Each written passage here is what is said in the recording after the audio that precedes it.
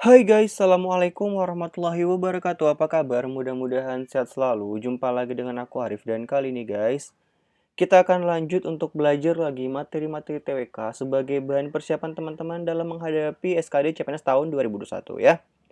Oke teman-teman, seperti biasa sebelum kita ke informasinya, jangan lupa untuk klik tombol subscribe dan klik juga tombol lonceng di sampingnya biar nanti kalian dapat notifikasi kalau aku udah upload video-video terbaru. Share juga videoku ke teman-teman kalian dan jangan lupa juga untuk follow akun Instagramku di @muhammadarifm. Sebelum kita lanjut, buat teman-teman semua, aku pengen rekomendasikan buku yang nantinya akan dapat free mentoring dengan mentor profesional.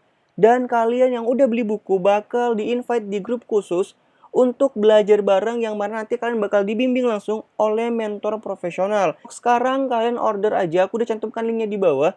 Atau kalian bisa cari juga tokonya di Shopee di toko Idola CPNS. Buat teman-teman juga yang pengen paket lengkap rekomendasi persiapan CPNS selain buku SKD, kalian juga bisa ikutan bimbel online di jadicpns.com. Karena di bimbel ini udah tersedia ribuan soal-soal SKD dengan sistem CATBK ini tentunya udah terupdate dan ada pembahasannya juga, teman-teman gak usah khawatir. Dan ini juga soal-soalnya itu udah mencakup soal-soal CPNS yang pernah muncul dan prediksi soal-soal yang akan muncul. Dan teman-teman juga jangan khawatir karena pada bulan ini itu lagi ada diskon potongan harga sebesar 27.000 dengan menggunakan kode dunia CPNS. Oke, tanpa berlama-lama lagi kita langsung aja ke latihan soalnya. Seperti biasa teman-teman silakan dikerjakan terlebih dahulu. Jumlah soal ada 19, teman-teman kerjakan dalam waktu 15 menit. Usahakan teman-teman kerjakan secara cepat tapi juga tepat ya. Oke, kita langsung aja ke soalnya. Ini dia.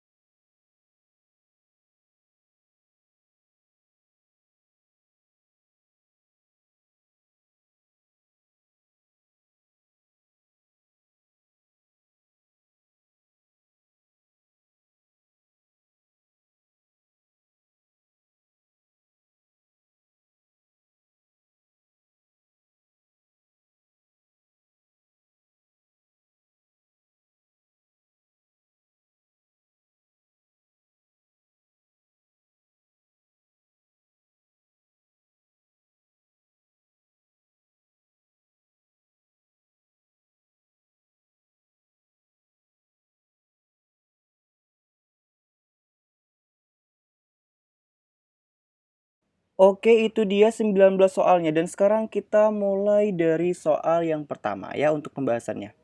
Kita ke soal yang pertama, ini dia.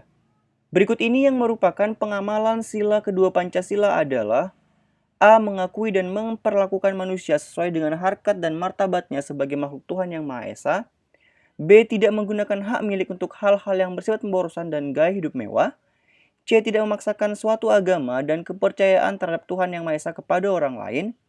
D. Memajukan pergaulan demi persatuan dan kesatuan bangsa. Atau yang E. Keputusan yang diambil harus dapat dipertanggungjawabkan secara moral kepada Tuhan Yang Maha Esa, menjunjung tinggi harkat dan martabat manusia, nilai-nilai kebenaran dan keadilan, mengutamakan persatuan dan kesatuan demi kepentingan bersama. Yang merupakan pengamalan sila kedua adalah yang A, ya. Ini adalah salah satu poin ataupun butir yang ada pada sila kedua. Adapun untuk yang pilihan B, ini adalah sila kelima.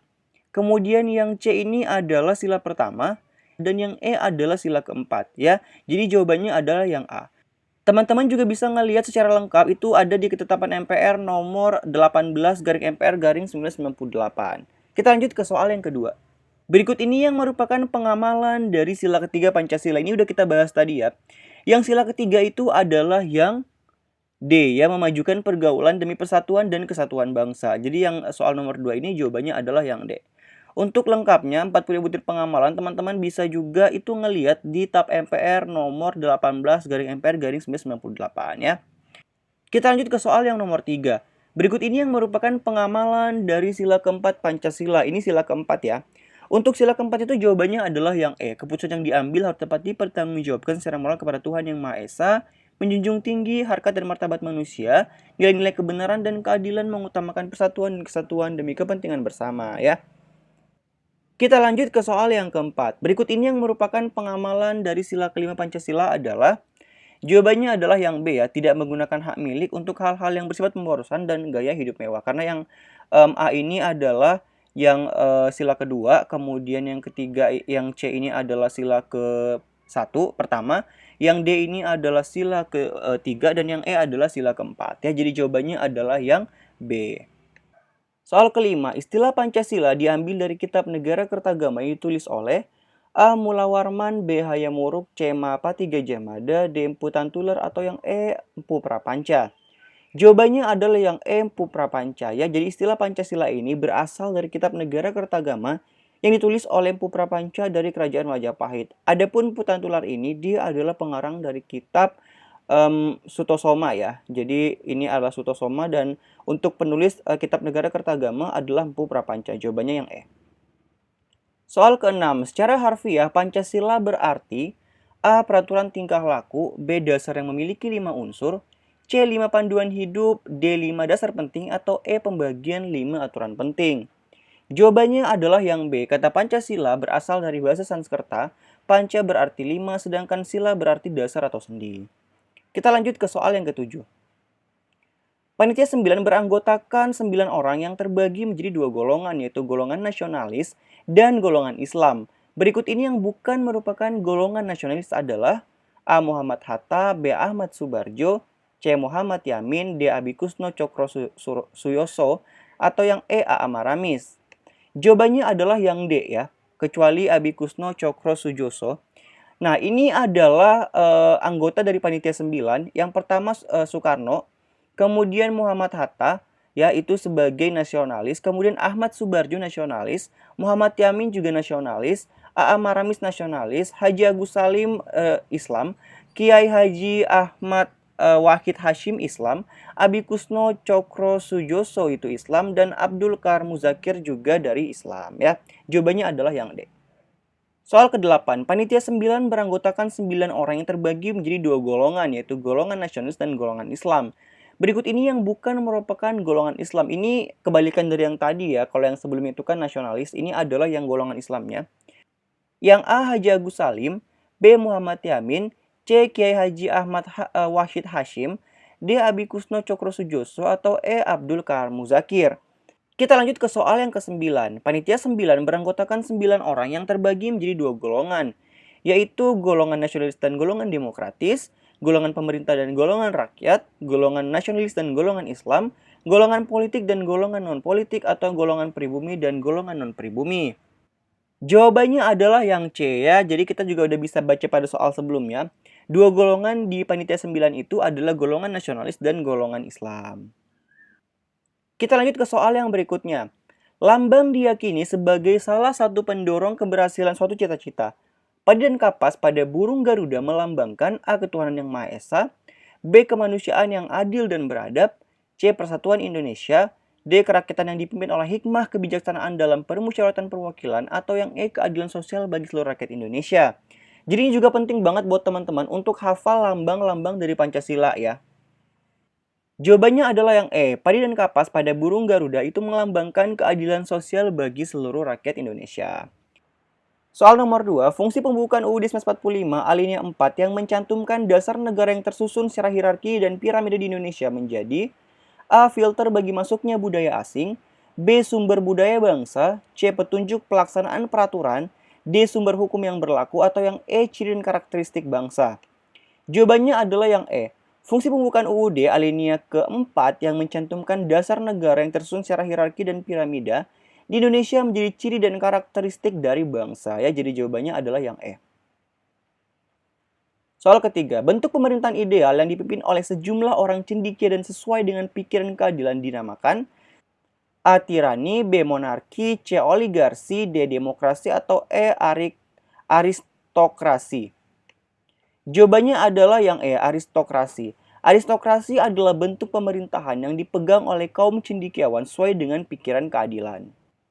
Soal keempat, pada perjanjian yang dilaksanakan di atas kapal Renville pada 8 Desember 1945, delegasi Indonesia diwakili oleh A. R. Abdul Kahir Wijojatmojo, B. Mr. Amir Syarifuddin, C. Muhammad Hatta, D. Insinyur Soekarno, atau yang E. Khairul Saleh. Jawabannya adalah B. Pada perjanjian yang dilaksanakan di atas kapal Renville pada 8 Desember 1945, delegasi Indonesia diwakili oleh Mr. Amir Syarifuddin. Jawabannya adalah yang B. Soal kelima, kujang merupakan senjata tradisional yang berasal dari daerah mana? Sumatera Barat, Jawa Barat, Kalimantan Barat, Sulawesi Selatan, atau Papua? Jawabannya adalah yang B. Kujang adalah senjata tradisional yang berasal dari Jawa Barat, sedangkan Sumatera Utara itu kari, Kalimantan Barat mandau, Sulawesi Selatan badik, dan Papua pisau belati. Soal keenam, isi perjanjian Renville adalah sebagai berikut, kecuali A. Belanda hanya mengakui Jawa sebagai wilayah RI, B. TNI harus hijrah ke RI, C. RI merupakan bagian dari RIS, D. akan diadakan pemilu, atau yang E. akan dibentuk Dewan Konstitusi RIS dalam waktu dekat. Berikut adalah hasil dari perjanjian Renville memiliki beberapa isi sebagai berikut. Pertama, pembentukan Republik Indonesia Serikat atau RIS dengan segera. Republik Indonesia merupakan negara bagian dalam RIS. Belanda tetap menguasai seluruh Indonesia sebelum RIS terbentuk. Wilayah Indonesia yang diakui Belanda hanya Jawa Tengah, Yogyakarta, dan Sumatera. Wilayah kekuasaan Indonesia dengan Belanda dipisahkan oleh garis demarkasi yang disebut dengan garis Van Hoek. Tentara Indonesia ditarik mundur dari daerah-daerah kekuasaan Belanda yaitu di Jawa Barat dan Jawa Timur. Akan dibentuk Uni Indonesia Belanda dengan kepalanya Raja Belanda. Akan diadakan semacam referendum pemungutan suara untuk menentukan nasib wilayah dalam RIS. Akan diadakan pemilu untuk membentuk Dewan Konstituante RIS. Untuk jawaban soal ke-6 adalah yang A, karena di sini kan Belanda hanya mengakui Jawa ya. Sementara di sini wilayah Indonesia yang diakui Belanda hanya Jawa Tengah, Jogja, dan Sumatera, termasuk Sumatera juga. Soal nomor 7. Kemerdekaan Indonesia diakui Belanda pada tanggal 1 Maret 1949, 27 Desember 1949, 13 Agustus 1950, 17 Agustus 1945, atau 25 Agustus 1945. Jawabannya adalah yang B. Jadi sebenarnya Belanda itu baru mengakui kemerdekaan Indonesia pada tanggal 27 Desember 1949 ya, bukan tanggal 17 Agustus 1945. Soal ke-8. Pengangkatan Hakim Agung diusulkan oleh A. Komisi Yudisial, D. DPR, C. Mahkamah Agung, D. BPK, atau E. MPR. Jawabannya adalah yang A. Komisi Yudisial adalah lembaga negara yang dibentuk berdasarkan Undang-Undang Nomor 2 Tahun 2004 yang berfungsi mengawasi perilaku hakim dan mengusulkan nama calon hakim agung. Soal ke-9 yang bukan merupakan hak anggota MPR adalah A. Hak memilih dan dipilih dan hak menentukan sikap, B. Hak imunitas dan hak protokoler, C. Hak angket dan hak interpelasi, D. Hak membela diri dan hak imunitas, atau yang E. Hak keuangan dan administratif. Jawabannya adalah yang C. Hak anggota MPR menurut Peraturan MPR Nomor 1 Tahun 2014 antara lain adalah hak untuk mengajukan usul pengubahan pasal UUD, hak menentukan sikap dan pilihan dalam pengambilan keputusan, hak memilih dan dipilih, hak membela diri, hak imunitas, hak protokoler, serta hak keuangan dan administratif. Maka yang bukan di sini adalah hak angket dan hak interpelasi. Jawabannya adalah yang C. Soal ke-10. Menurut Aristoteles, monarki adalah suatu bentuk pemerintahan yang dipegang oleh A. Seseorang demi kepentingan pribadi, B. Seluruh rakyat demi kepentingan umum, C. Sekelompok cendekiawan demi kepentingan umum, D. Sekelompok cendekiawan demi kepentingan kelompok, atau yang E. Satu orang demi kepentingan umum. Jawabannya adalah yang E. Menurut Aristoteles, monarki adalah suatu bentuk pemerintahan yang dipegang oleh satu orang demi kepentingan umum ya. Oke teman-teman, jadi itu dia 19 soal TWK yang bisa kita bahas pada hari ini. Teman-teman silahkan komen kalian benar berapa dan waktu yang kalian perlukan untuk mengerjakan 19 soal ini ya. Oke teman-teman, jadi mungkin itu aja informasi yang bisa aku share ke teman-teman semua. Semoga bermanfaat dan insya Allah kita akan lanjut belajar lagi pada video-video mendatang. Terima kasih sudah menyaksikan. Insya Allah kita akan jumpa lagi pada video selanjutnya. Assalamualaikum warahmatullahi wabarakatuh dan sampai jumpa. Bye-bye.